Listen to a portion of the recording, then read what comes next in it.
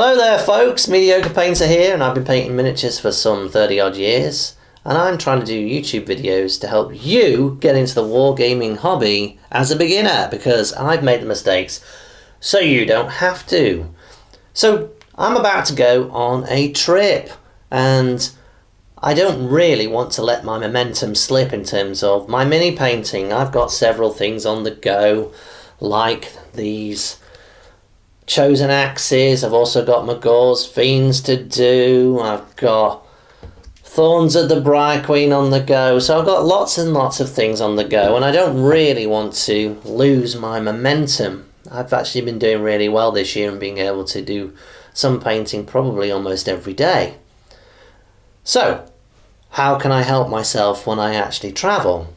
So what you can do is you can buy like a tackle box or something like that, and actually use that to transport what you need with you, so that if you go to a friend's house or you go abroad perhaps and you get the odd half hour here and there, you can actually paint.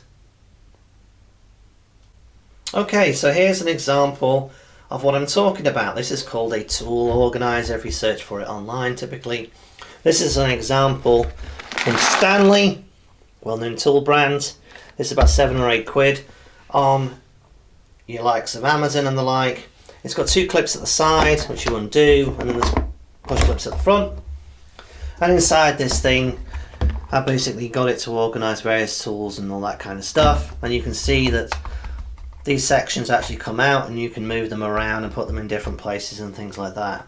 This one is pretty hefty, pretty sturdy, probably a bit thick and a bit too big for me to use as a travel carrying medium for my miniatures and my paints and things like that, but it just gives you the idea of what's actually available out there, because you may have some bigger stuff to carry and things like that. So here's the one I actually use. It's quite a bit smaller and thinner. These are a little bit cheaper as well, probably £5 or something along those sorts of lines. And if we open it up, let's see what we got inside. So I always like to take some paper towel with me. You can usually, when you're in a hotel or something like that, just use toilet paper and the like, but I like to take some paper towel with me. And it also adds a little bit of padding on the top of it. Make sure I always take some knives. I do like to take my X-Acto knives, and I've got basically some blades and things like that. But also I'm really a big fan of these little small knives as well. The fold out knives, they're really good for travelling and really good for close control work, and a little bit less dangerous than the X-Acto. The X-Acto can be a little bit on the intimidating side. Files wise, I like to take a metal file and like a regular file. And one of the beauties of these kinds of boxes is when you lay your paints out, you can actually get quite a bit on top of them, which is really nice. Obviously, if I'm going to paint some miniatures, I'm going to need some brushes, and you have to sort of compromise a little bit. Maybe you can't take your full set, but I like to take 000 for the general painting, something bigger for dry brushing and undercoating, and something for the details. I also like to take a little bit of plasticine with me. Very good for filling in gaps. You just cover it with super glue, gives you like a hard finish. It's an alternative to green stuff, and the beauty of it is it doesn't go off or anything like that.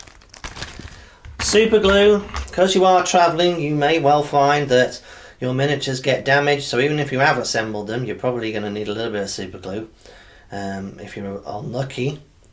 So super glue, kind of important. I also like to take a sort of more professional gripper with me for gripping the models, like this. Generally when I'm travelling, I like to focus on miniatures one at a time rather than paint them batch. But if I do paint them batch, I've got some blue tack here that I can use to stick the models on top of one of the actual paint bottles, so I can actually paint them, so they'll be like that. And that way I can paint more if I actually want to be able to. Next thing is, what is my choice of actual paint in terms of what I'm taking? So the decisions you need to make is, well, what are you going to focus on with this travel kit? So let's have a look and see what we've got. So basically I've got in here a series of orcs that I've not quite finished that I really need to finish.